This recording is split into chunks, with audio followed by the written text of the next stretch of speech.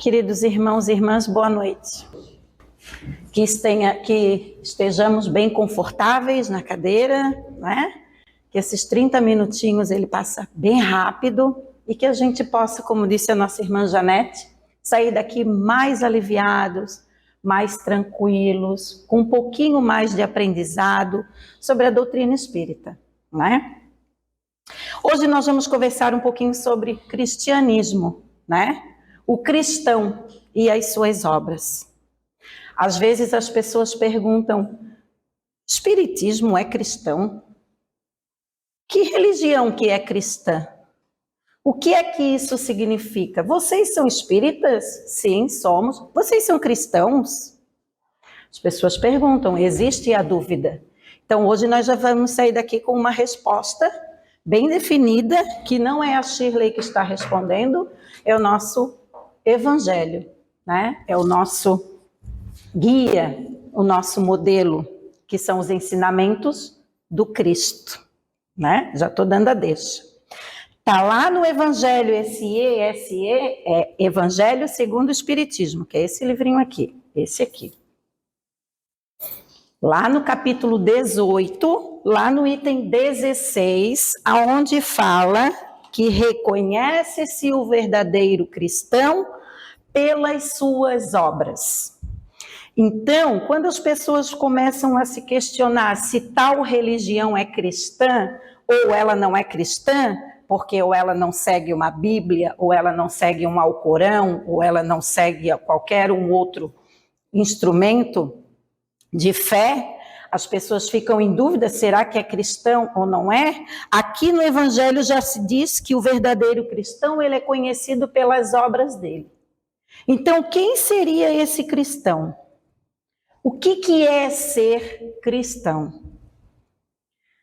É seguir os ensinamentos de Jesus Cristo. Tem pessoas, meus irmãos, que se dizem não acreditar em Deus. Mas elas são imensamente bondosas, caridosas. Dizem que não acreditam em Deus, mas elas fazem o melhor pelo próximo. Elas seguem os ensinamentos de Jesus. Enquanto que tem pessoas que, como disse ali a nossa querida Madre Teresa, as mãos que ajudam são mais sagradas do que os lábios que rezam. Isso quer dizer que a gente precisa de ação, claro, de oração.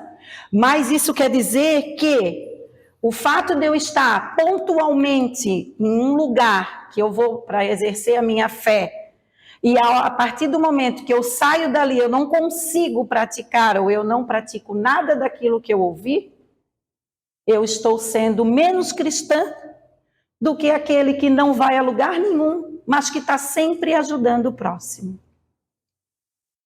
Por quê? Porque ser cristão é seguir os ensinamentos de Jesus Cristo.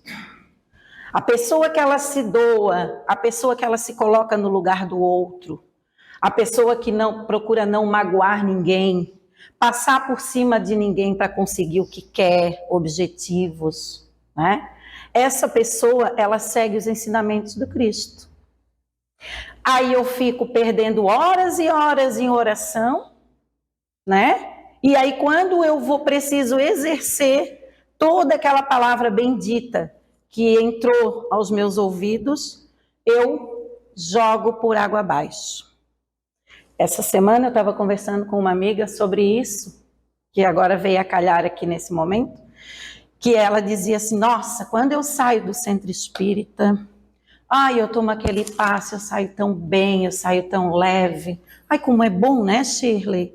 Aí eu disse, que bom que tu sai assim, é para isso que a gente vai, né? Para se sentir melhor, ouvir uma doutrina, tomar um passe. Aí depois ela disse assim, só que deixei meu carro estacionado lá na frente e trancaram o meu carro. Mas eu xinguei tanto, eu só não fiz buzinaço porque vocês estavam, e eu disse, e aí? Adorou, aí eu ri, ela olhou para mim, daí ela se deu conta, né, que ela entrou, ela recebeu, e lá fora no estacionamento ela queria fazer buzinaço, porque trancaram o carro dela e ela não tinha paciência de esperar, porque provavelmente era alguém que estava aqui dentro. né? E aí a gente começa a falar de cristianismo, de obra, de amor ao próximo, a gente entra, a gente toma um passe, a gente ouve uma palestra, a gente sai do portão, chuta o balde, né? E isso é comum de acontecer? Super comum. É muito corriqueiro, a gente pode até dizer, né? É difícil realmente a gente manter esse padrão que a gente sai daqui. Por isso, a gente vem toda semana para encher o nosso potinho. Porque raramente chega lá na sexta, a gente ainda está com o pote cheio, ou pela metade, para a gente não ser muito pessimista, né? Não sei o pote de vocês, mas o meu eu preciso estar aqui segunda, terça, quarta, sábado, né? Porque o pote, eu acho que ele é furado, o meu pote. O termo cristão vem do grego Cristo, que significa ungido. Aí eu pensei, né? Eu pensei não, né? Meus amigos me disseram. O que é ungido? Está aqui. Significa que alguém foi escolhido por Deus para uma função especial.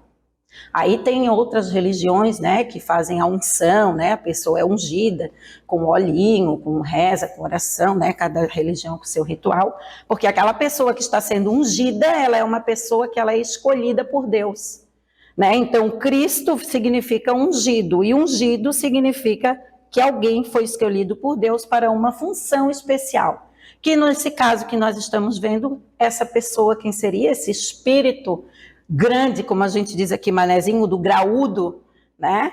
É Jesus, que não era qualquer espírito, né? E quais são esses princípios do cristianismo? Aceitar Jesus em nossas vidas. Sobre isso que eu acabei de falar. A gente sabe, a gente conhece, mas a gente pratica, né? Às vezes a gente escuta as pessoas com aquela frase que eu acho engraçada. Agora eu encontrei Jesus. Meu Deus, mas tu estavas aonde? Que tu não conhecias Jesus, né? Ele é nosso mestre e irmão, né? Agora eu conheci. Melhor, né? Conhecer tarde, melhor tarde do que nunca. Mas a gente já o conhece desde que a gente nasce. E a gente precisa aceitá-lo, abrir as portas do nosso coração para Jesus. O que é abrir as portas do nosso coração para Jesus? É ter todas aquelas virtudes que ele nos ensinou, principalmente humildade. A pessoa que não tem humildade, que é soberba, que se acha melhor do que os outros, é difícil dela receber essa visita, porque ela até pode receber, mas ela não percebe. Então, a humildade é das ações do cristianismo que nos faz ter essa relação direta com Jesus, com o nosso mestre. Então, aceitar Jesus nas nossas vidas é muito mais do que dizer que conheceu Jesus e sair apontando os defeitos de todo mundo, porque agora eu não faço mais. Aceitar Jesus na nossa vida é abrir as portas do nosso coração depois da nossa casa. Porque a mudança ela precisa ser interna, para depois eu querer resolver com os outros, né? Se eu não mudo, eu não vou mudar o local que eu vivo. Aí eu abro essas portas, exercendo tudo que ele nos ensinou, ou pelo menos tentando um pouco, né? Porque a gente sabe que foram 33 anos de tempo, mas foram anos que ninguém esquece, então quer dizer, não foi em vão e foi realmente uma prática e uma ação, e a gente pode dizer até uma oportunidade de Deus de botar Jesus aqui no nosso planeta para que ele deixasse todo esse ensinamento para a gente. Então isso é o aceitar Jesus nas nossas vidas. Conhecer, concordar e praticar com letras maiúsculas os ensinamentos dele. Conhecer e concordar. Quem é cristão conhece e concorda. A pergunta que não quer calar é: pratica? Ou a gente usa aquela famosa frase também: perdi a paciência. Será que perdemos ou não a temos? Às vezes a gente não tem, a gente não consegue dar aquilo que a gente não tem. Então, muitas vezes a gente não é que a gente perde a paciência, é que a gente não tem a paciência, né? E aí a gente precisa fazer o quê? Praticar a paciência. É um exemplo, né? A paciência. Espalhar a mensagem e o amor de Jesus. Nós temos instrumentos para espalhar mensagens de bem, mensagens de amor, cenas maravilhosas, mas é um instrumento que a gente não consegue usar, né? Olha o acidente que eu passei lá e filmei, pessoa estarrada no meio da estrada, e aquilo viraliza, né? Olha a situação, cachorro lá tadinho, amarrado numa corda, magricelo, cheio de pulga, abandonado num terreno. Vou denunciar. Filma. A gente vê situações de risco, pessoas próximas, ao invés de se dispor a ajudar, filmando. E quando a gente fala em espalhar mensagem e amor de Jesus, é justamente o contrário. Ah, eu não tenho nada a ver com isso.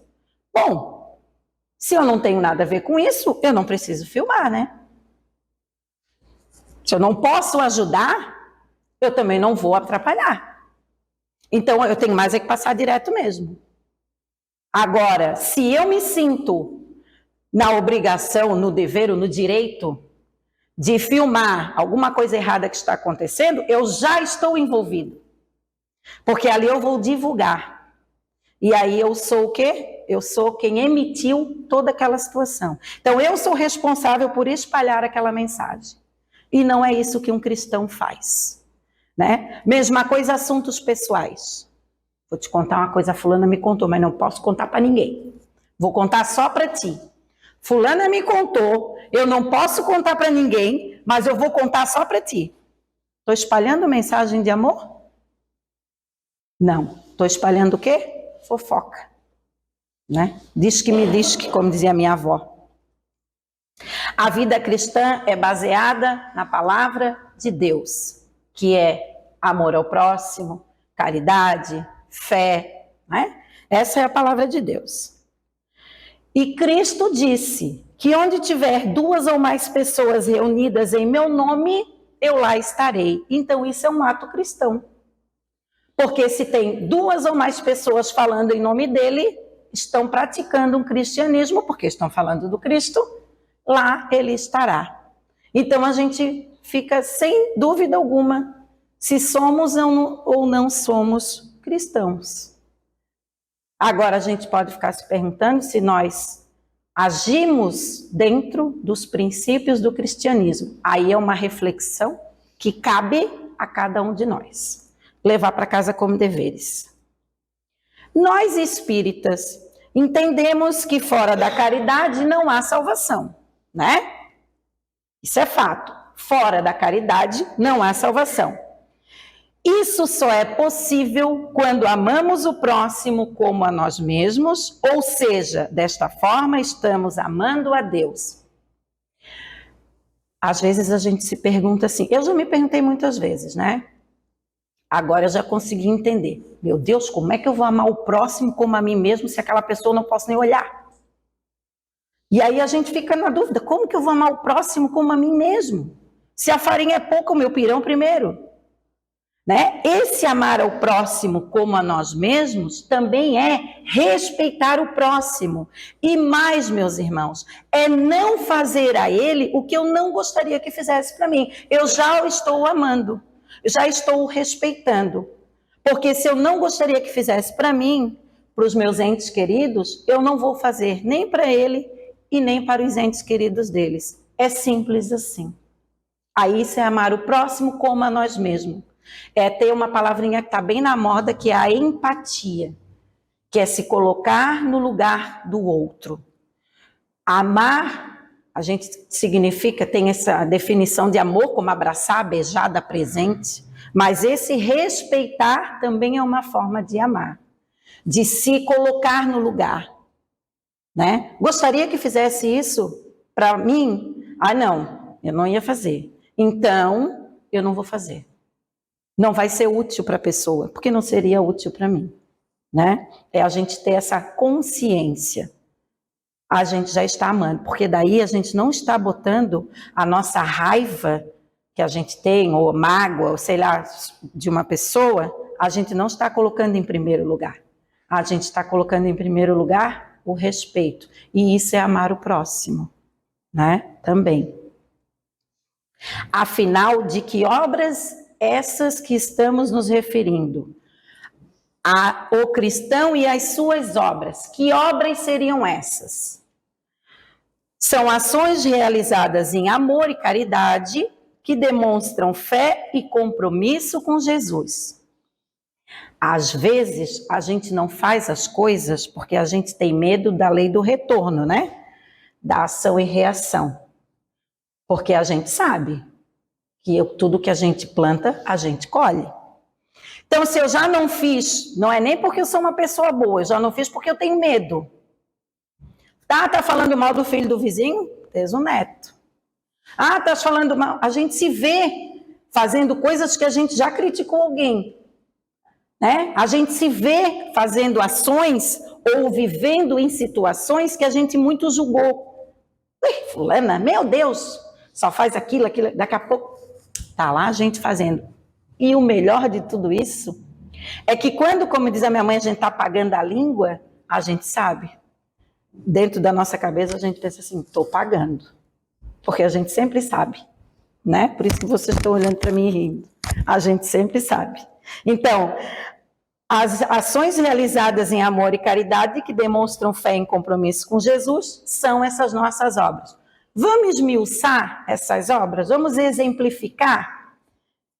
Que compromisso seria esse? Dar um bom conselho.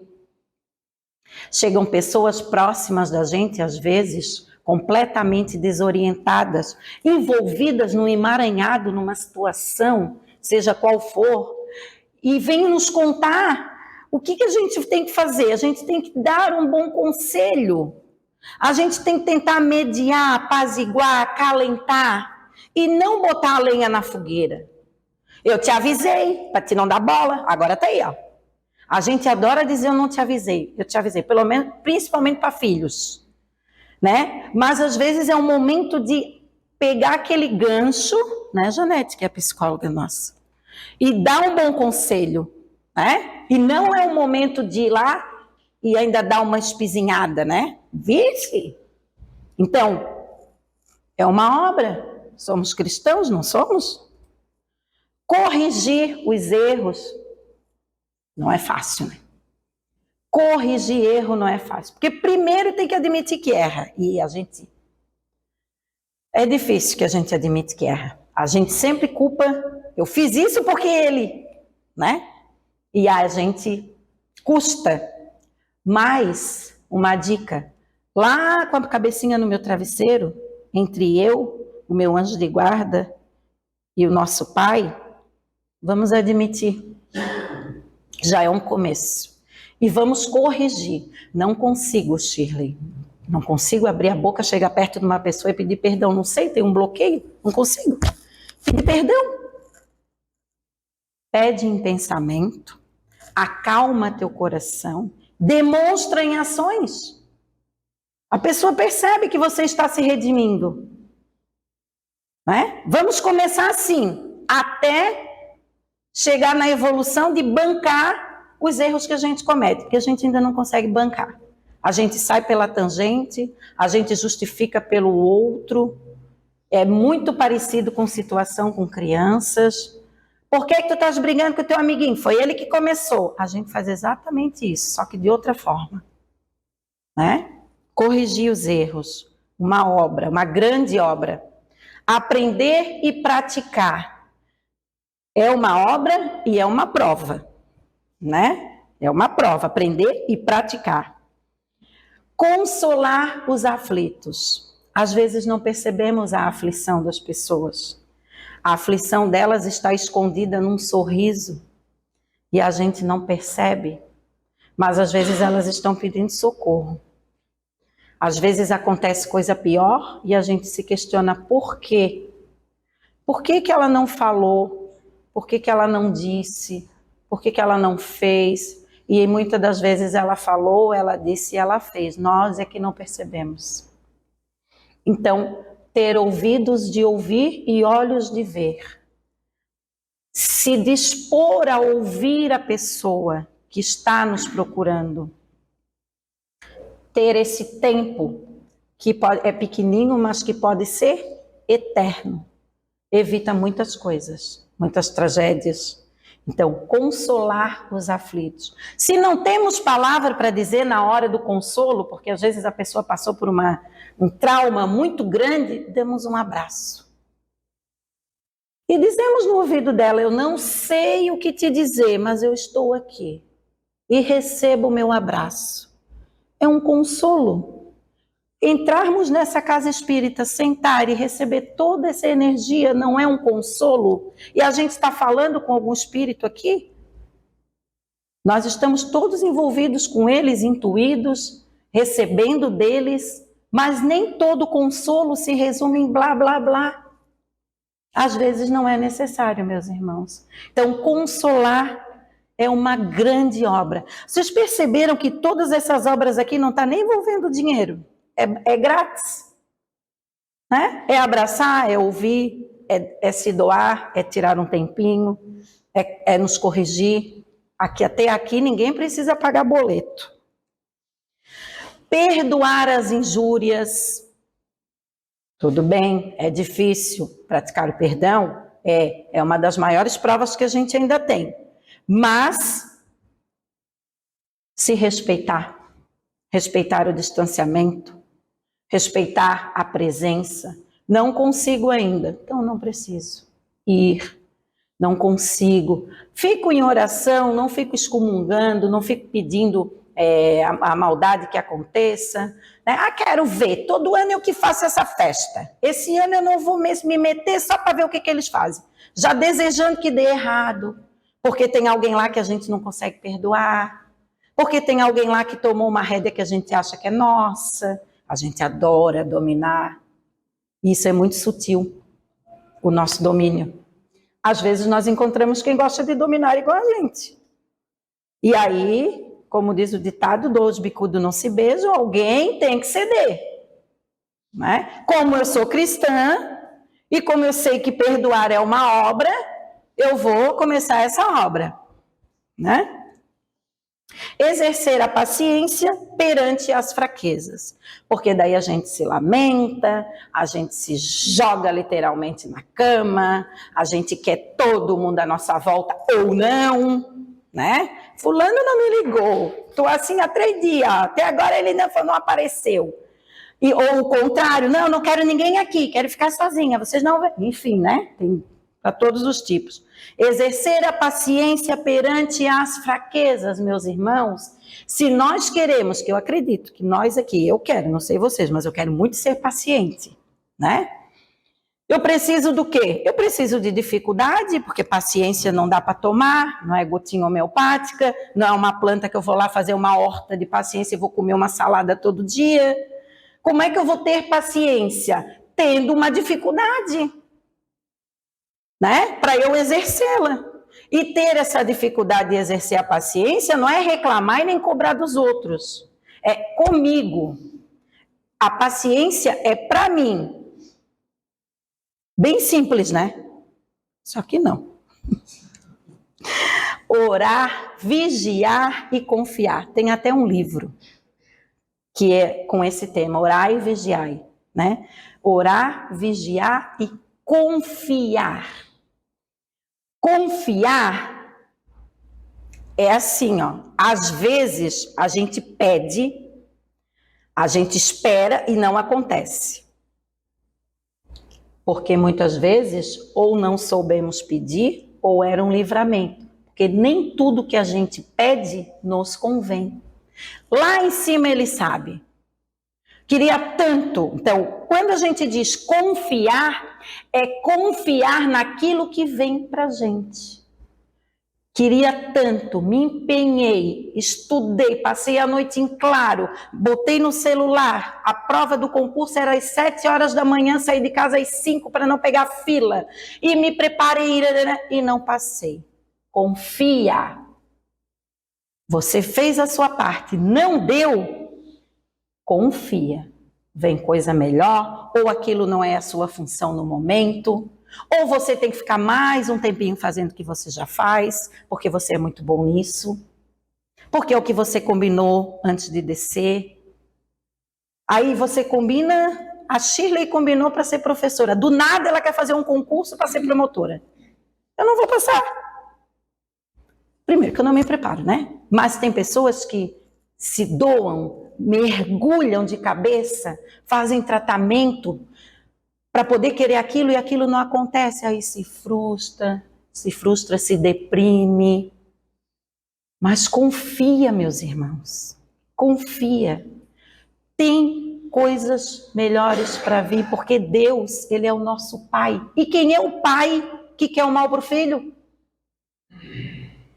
Não vou deixar ele passar no concurso, não, ele não merece. Nós fizemos isso, mas Deus não faz conosco. Deus não erra. Deus não erra. Nada na nossa vida acontece por acaso. Eu tinha que ir para um caminho, eu peguei outro caminho, meu Deus, foi errado. Eu posso ter errado no caminho que eu escolhi, mas Deus não erra no meu propósito. Eu preciso confiar. Eu tenho esse sonho, eu vou atrás. Eu vou fazer todos os trâmites que precisa para eu conseguir, porque é o meu sonho, eu quero e eu tenho esse direito, e é assim mesmo. A gente tem que ter propósito na vida. Mas se não deu, se você seguiu todos os caminhos, subiu todos os degraus e não alcançou, confia. Confia. Isso é orar, vigiar e confiar. Tem umas fotos bem lindas de obras ali, ó, bem simples, né?